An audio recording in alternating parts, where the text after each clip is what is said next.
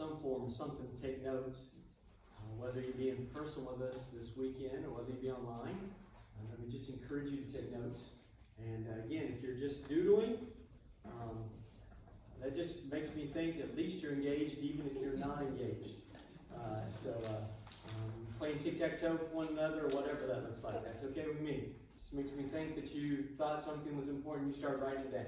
So, and go ahead and turn with me in your Bibles over to Daniel chapter 9. Daniel chapter 9, or actually Daniel 10, Daniel 10. We are going to actually conclude our series that we've been in entitled Prayer, It's a Circle Thing. And I hope, and my prayer has been, that let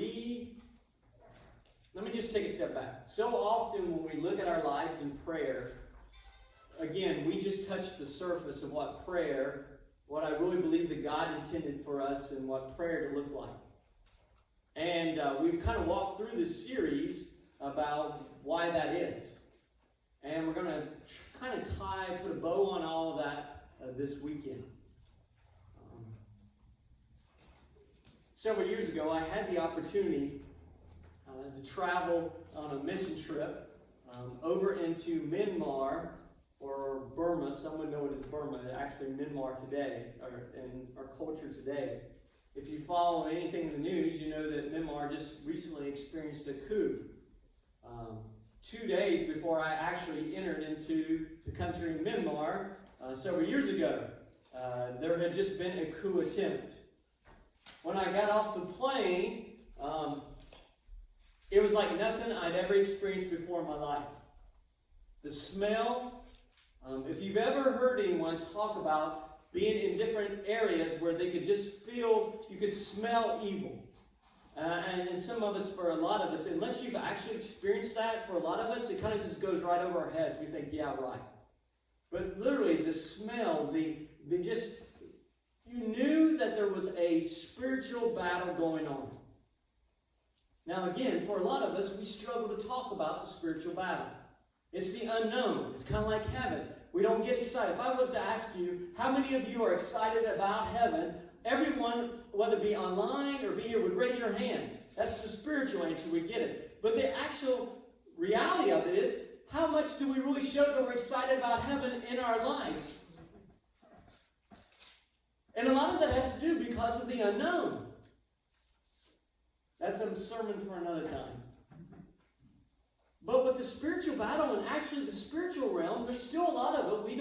We don't understand it. There's a lot of unknown, so we just kind of avoid it. But it was very obvious on this trip there in Myanmar that there was a spiritual battle, that there was an evil presence there. Ever since I was a really young man, I can remember being intrigued with the spiritual realm. The interest with the angels and the spiritual battle. I hope we realize that the spiritual battle that Jesus actually, not just the physical struggle, the physical things that Jesus dealt with during the crucifixion, but that we also realize the spiritual battle that took place. The spiritual battle that took place in the Garden of Gethsemane when Jesus was there praying. The evil and the spirit, the good, the evil. But a lot of times, again, we just avoid that. We don't understand it. We don't talk about it. The reason I start this way this weekend is because when you look at what we're about to talk about, Daniel, we actually get a glimpse into what prayer really looks like in the spiritual realm, here in the earthly presence. And what really transpires, I want you to look with me, beginning at verse 12 in Daniel 10. Now, I want you just to kind of think through, whether you have an understanding or think you have a guardian angel. Some of us have, I believe, more than one guardian angel. Amen? I know I've had several along the way. And if you could actually have a conversation with your guardian angel, what would that conversation look like? Well, I want you to kind of just put yourself in that place and look what takes place with Daniel here. It says, do not be afraid. This is the angel speaking. Do not be afraid, Daniel. Since the first day that you set your mind to gain understanding and to humble yourself before your God. Your words were heard, and I've come in the present in response to them. But the prince of the Persian kingdom resisted me for 21 days. Now I want you to underline that or put a circle around that or highlight that. Then Michael, one of the chief princesses, a prince, shall I say, came to help me, because I was detained there with the king of Persia. Now I've come to explain to you what will happen to your people in the future. For the vision concerns a time yet to come. Now, like all angelical greetings, like anytime we see when an angel appears, it begins with the angel's response to Daniel was what? Don't be afraid. I guess that's kind of an angel thing, if you will. You know, you think about it. You know, an angel, we have this conversation with an angel. I think that's a pretty good place to start. Don't be afraid. The angel reveals the realities of the spiritual realm in a way that is seen nowhere else in Scripture between the spiritual realm and prayer. The angel reveals the importance of praying. And not just praying, but continuing to pray through. The angel reveals the spiritual warfare that is being waged beyond our view. So again, because we think we can't see it, it must not be taking place. Because we don't understand it, it must not be taking place. It must not be real. It must not be actually happening. It must be a figment of our imagination, if you will. Because we can't see it, we can't touch it, we can't smell it. Well, if you, like I shared, you can smell evil. Imagine evil being that thick. Imagine evil being that strong that you could smell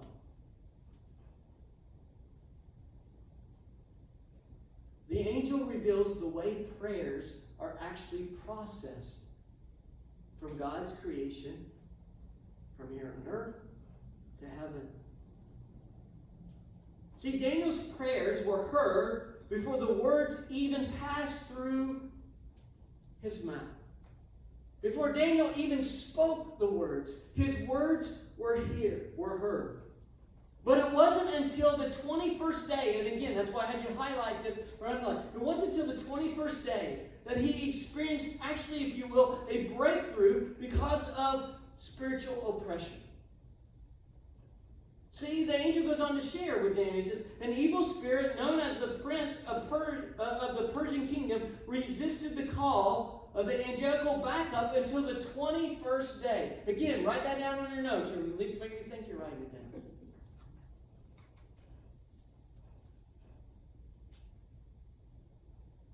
So here's the question we have to ask. We asked this last weekend. We have to ask it again. What if Daniel had quit praying through on day 20? What if Daniel didn't pray on day 21? What if he stopped praying through on day 20? Just like the Israelites who encircled Jericho, or just like Elijah who got down on his knees and prayed for rain, if you stop praying through before the breakthrough, then what? Then you'll actually forfeit your miracles. So my question to us then is, how many miracles through our lifetime have we actually forfeited? Whether it be individually or as a church, how many miracles have we forfeited because we stopped praying before a breakthrough happened?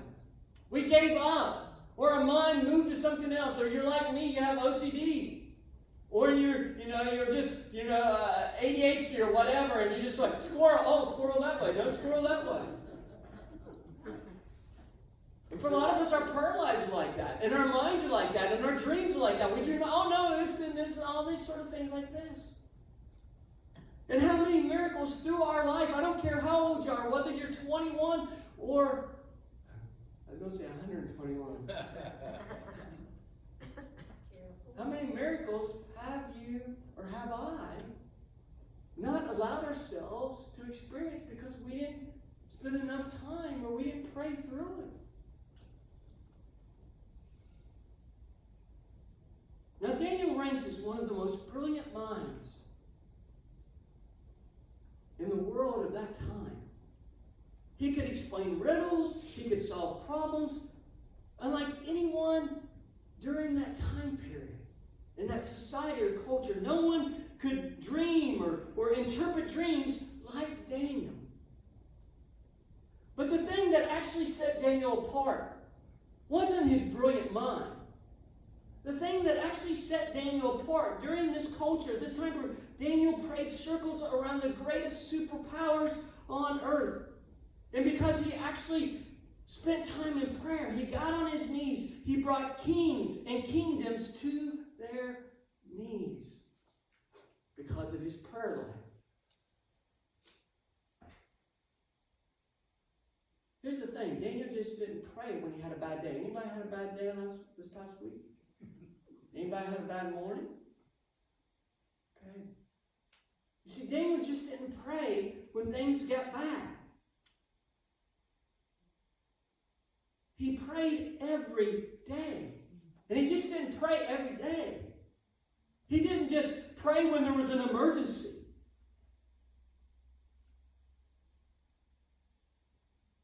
He didn't just pray when he was about to enter into the lion's den or when he was in the lion's den. Prayer was part of the rhythm, of the routine of his life. In other words, prayer was actually, if you allow me to say, was part of his very being of who he was. Daniel didn't know anything else to do but pray. How about us?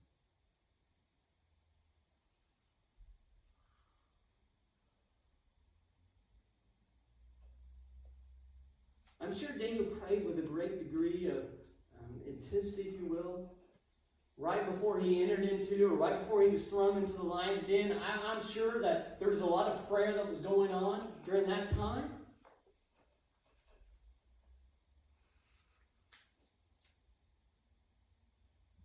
But he approached everything in his life, every opportunity, every situation, good, bad, the joy, the peace, all that was out of his prayer life.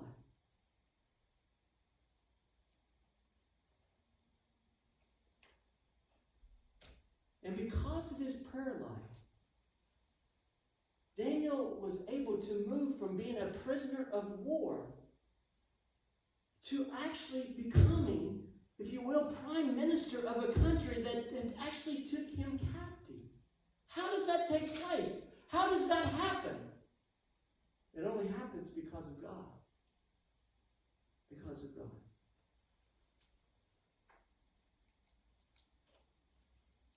See, prayer invites God into the equation. Prayer invites God into our life. Prayer invites God into what's going on. And it doesn't matter who you are or what you do, if you stop and we pray, then nothing, absolutely nothing is impossible. Now again, I'm not sure we actually believe that. Nothing is impossible.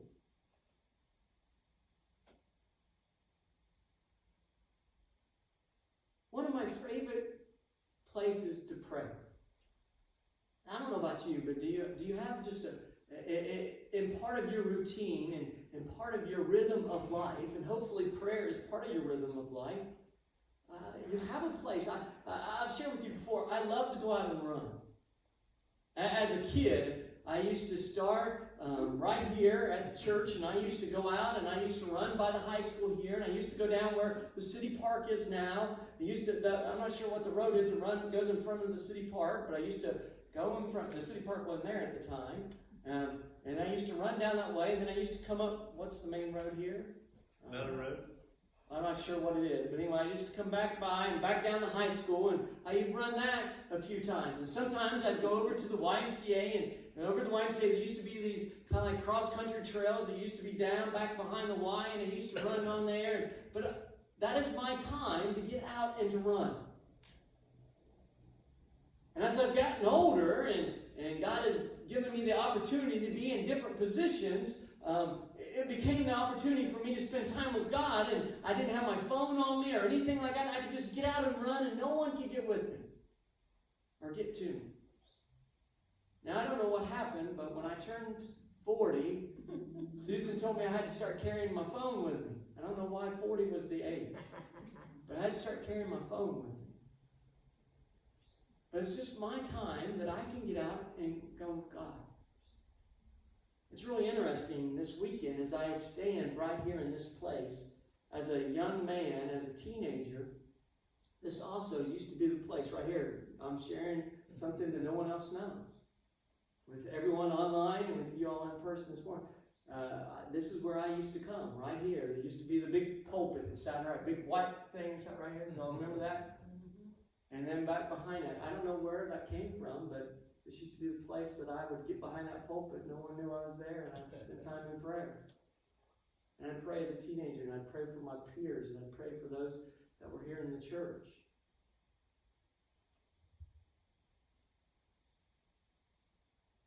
Do you have that place, that spot?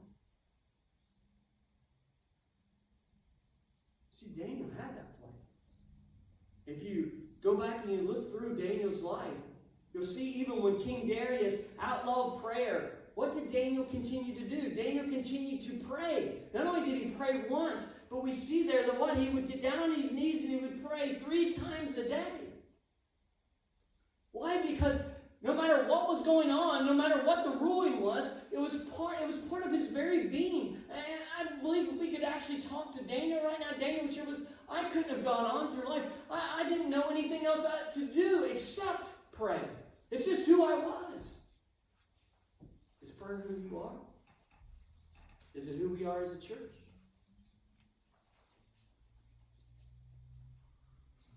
See, few people prayed with more consistency, or with the intensity, or with the energy, or the passion, or the desire that Daniel did.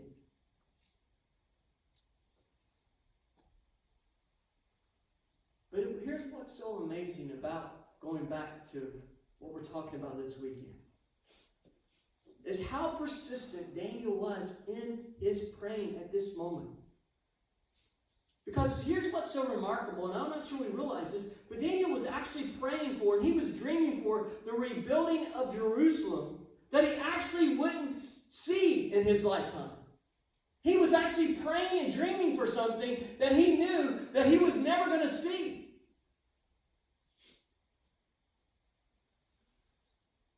But he never stopped dreaming big, and he never stopped praying hard prayers, and he never stopped longing to see God move.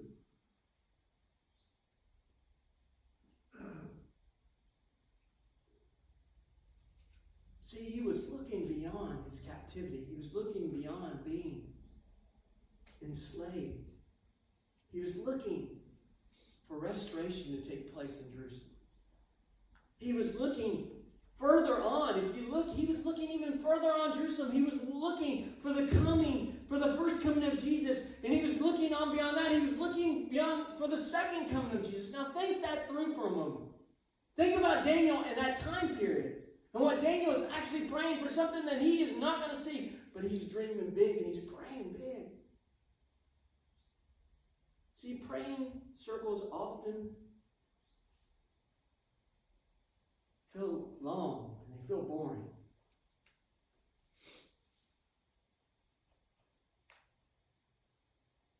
And maybe there's some things you've been praying for. Maybe that's why you stopped praying. Because there just wasn't anything going on behind the prayer. There wasn't any excitement. There wasn't anything really moving you or stirring you. You just didn't feel it. So therefore, God must not be moving. How often do we hear people, or maybe even you experience, well, how was worship today? Well, I just didn't feel it. So evidently God didn't move because I just didn't feel it. Well, I've been married long enough to know that love is more than just a feeling. And maybe more in our society and culture ought to realize that love is more than just a feeling.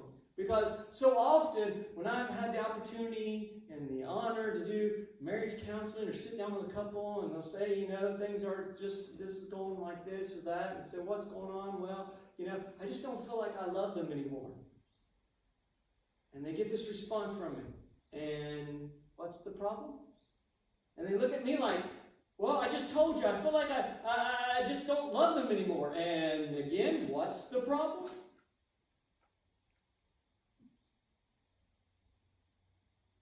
See, I'm a big sports fanatic. And specifically, when I was younger and I loved to play basketball, you put a basketball in my hand, even as early on when I got married, you put a basketball in my hand, I would like to tell you I was thinking about Susan, but I wasn't. I was thinking about going to the hole and scoring, or I was thinking about three-pointer. I was thinking about that I was just literally going to take on the person or the team that was in front of me. Does that mean I love Susan any less? No.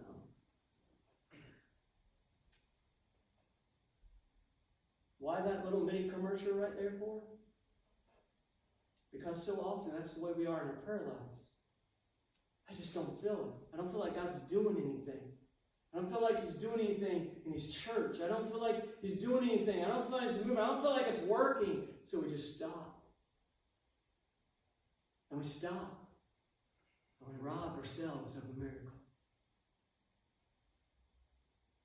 What if Daniel would have stopped? See, we live in a culture that overvalues that 15 minutes of fame and undervalues a lifelong commitment of faithfulness.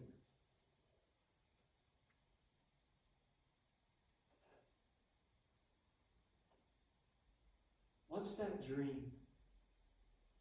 What's that thing that you once prayed for? Or maybe you're praying for now that you're on the verge of about to stop to pray. That we just continue to pray. And the fact is, we or you or I might not ever see it come to be. That's exactly where Daniel was at.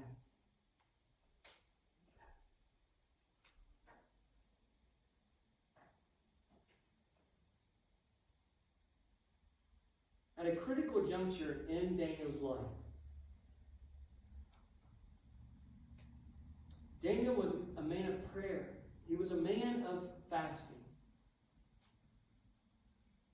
In fact, it's become very popular. If you go to a bookstore, if you go online, you can see all these books on diets and all these different things. And one of the diets you will see is actually the Daniel fast. Maybe some of you have participated in it. I tried it. One of the hardest fasts I've ever tried. Tried it with a group of people. But it's become very popular. Daniel fasted, and we see this over and over again in his life. It's a fast or a diet, if you will, that consists of fruits and vegetables and water. And it's specifically, when you look at Daniel's life, it was specifically a goal or defined in a timeline or time period, if you will.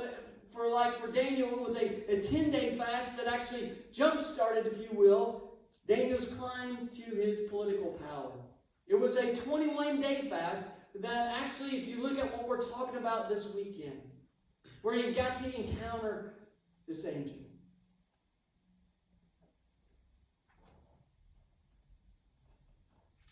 Now, I don't know about you, but my belly I'm hungry. Anybody hungry? Huh? And here we're going to talk about fasting for the next few moments. You know, there's not a time, and again, I'm not saying anything this weekend to put me on a pedestal of anything, but I just want to share with you what it looks like. There's not a time that I don't step up here to speak, to preach. There's not a time that I don't teach that there hasn't been fasting and prayer behind that. The very first time that I ever stepped in here to preach, I fasted and I prayed. As a very young man through my life, I started to realize and started to take on in the rhythm of my life once a week of fasting as part of my prayer life. Now, I'd like to say I always did that, but there was a season of my life several years ago where I became very comfortable. I kind of let down my guard. There's a time in my life where I used to walk through our house, wherever we lived. I used to walk through our house, and I used to actually spend time, before I'd go to the office in the mornings, I'd spend time walking through the house and praying over the various rooms where my children were at, where my wife and I, our bedroom, all throughout the house, that I would pray. And I would spend time fasting at least once a week, usually through a lunchtime. I'd spend time fasting. And I let my guard down. I become complacent. And for whatever reason, it wasn't that I stopped praying. I continued to pray, but my prayers changed. And now that I look back on that season of life, my prayers became selfish. And I stopped fasting.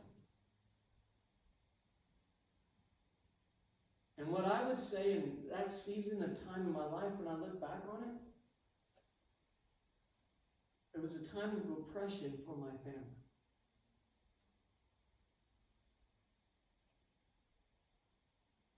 It wasn't until I made a shift, it wasn't until I started to incorporate prayer and fasting back into my life, it wasn't until I started to realize the need for this rhythm that I had gotten away from into my life. You see, even Jesus said there are some miracles that are not possible just by prayer. If you look as Jesus speaks into this, Jesus actually says there are some miracles only that are actually accessible by prayer and fasting. It actually takes the combination of prayer and fasting to actually be allowed or have the opportunity to experience or to unlock those miracles. And maybe for you this weekend, fasting is a brand new thing. And let me just say, because maybe for some of you and health concerns and risks, that you're not able to fast. A food fast, that is. And that's okay. There's multiple. Fasting in simple, simplistic ways this weekend is just write this down. You just write it down. It's literally removing something from your life and filling it with Jesus in its place. For that specific time period. That's the easiest way for me to share without wanting to be more. That's just removing something out of your life and replacing it. Again, in my rhythm of life, usually sometime during the week, I just remove lunch, and through that time period, and even when I get hungry and everything, that is a reminder that to me the realization is that God always provides for us. God has always provided for me, and He will continue to provide. It is a constant reminder to me. It can be a food fast. It can just be, I don't know what it is. Maybe there's something that's in the rhythm of your life right now that you take it away at a certain time, and and when you realize that that's specifically, intentionally why you did it, it reminds you that God provides for us, that He takes care of us, that God always answers our prayers.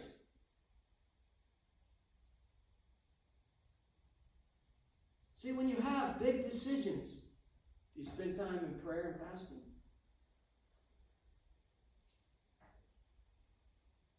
When you need a breakthrough, do you spend time in prayer and fasting?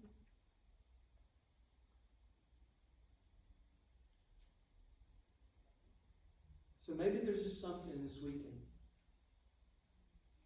that you need to spend some time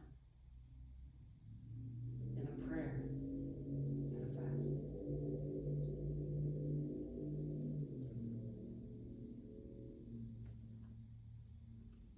Maybe there's a dream, or maybe there's a miracle. Maybe there's just something that seems absolutely impossible. But again, our God is the God of the impossible. But so often we struggle to believe that, or struggle with understanding that, because we rob ourselves because we stop short of it.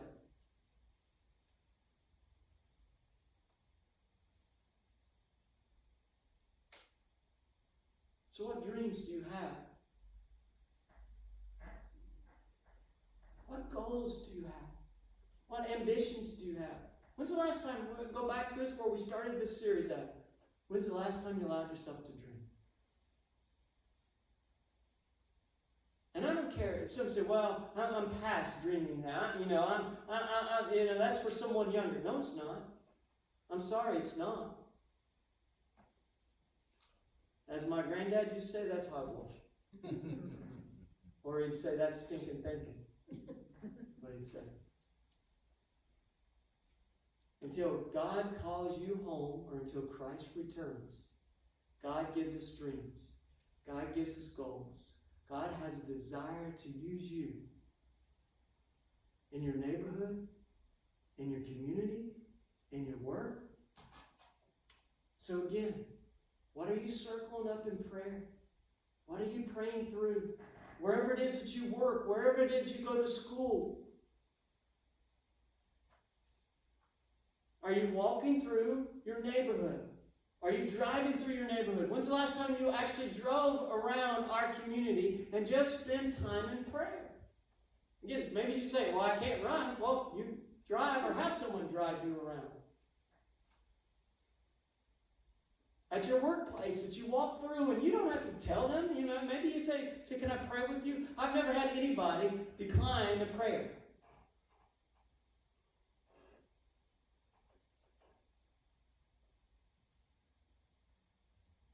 But places that you go through, your work, you just pray for the different individuals.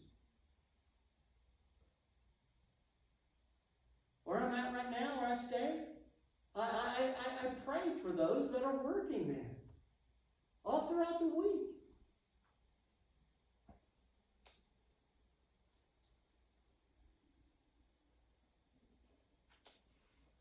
What promises, what miracles or dreams are you willing to pray for as long as it takes?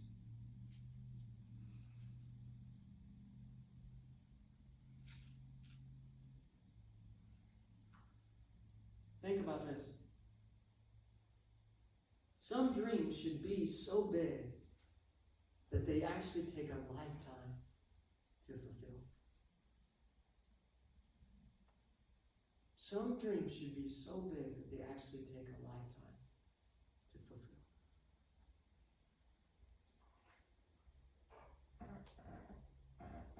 Will you stay with me?